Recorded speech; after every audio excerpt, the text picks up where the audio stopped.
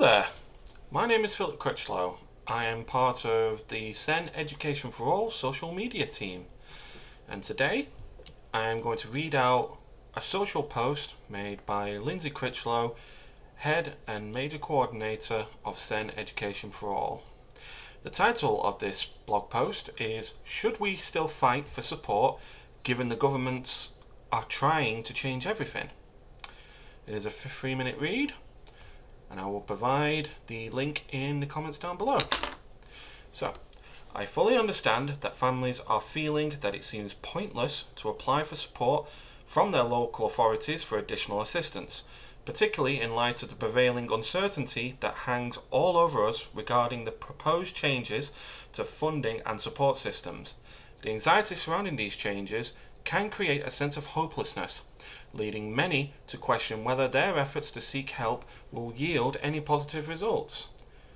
This sentiment is compounded by the fact that local authorities are often stretched thin, grappled within their own budgetary constraints and the impact of policy shifts that may affect their ability to provide timely and adequate support.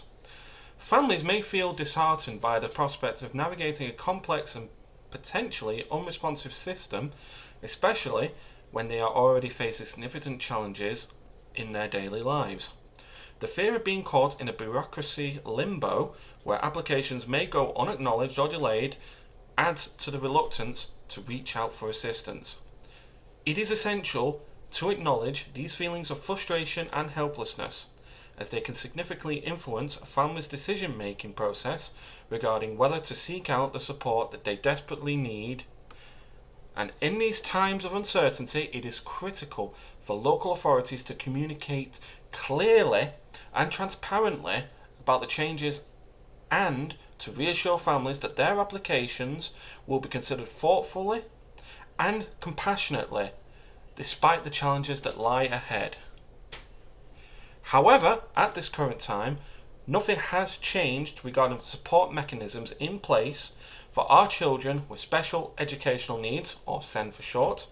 The existing processes and procedures through which we request and obtain support for these children remain unchanged. The government has not, to date, implemented any new laws or regulations that would alter the current framework for SEN support.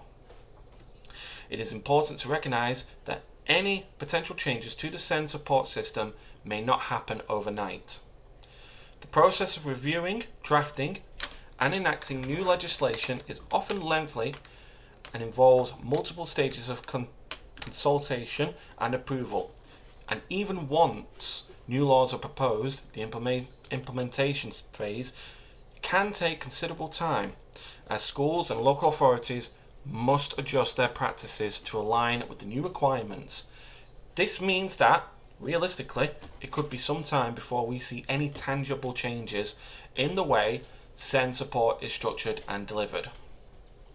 Moreover, the changes themselves, once they are finally introduced, may not be immediately effective or comprehensive.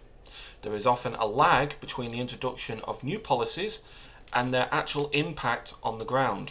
Stakeholders, including educators, parents, and support staff, will need time to adapt to the new regulations, and there may be a learning curve associated with understanding and applying these changes effectively. In the meantime, we must continue to advocate for our children's needs with the existing framework and seek out any available resources or support systems that can assist them in their educational journeys. I worry, Lindsay Critchlow, that if we do continue to fight for support, there is a significant risk that some children will be overlooked in the process. The urgency of our current situation cannot be overstated. Every moment that passes without adequate support means that more children may fall through the cracks. These children, who are often the most vulnerable, may not receive the necessary resources and assistance they require to thrive.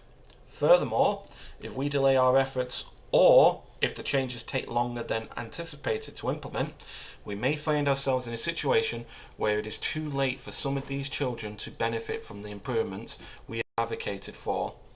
The consequences of inaction can be profound. resulting in lost opportunities for education, development, and overall well-being.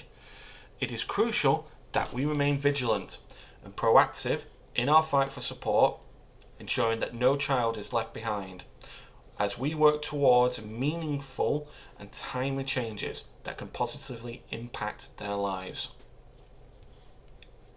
As I say, I will stick the post in the links down below, and for everyone else, here at SEN Education for All, we believe everyone deserves an education.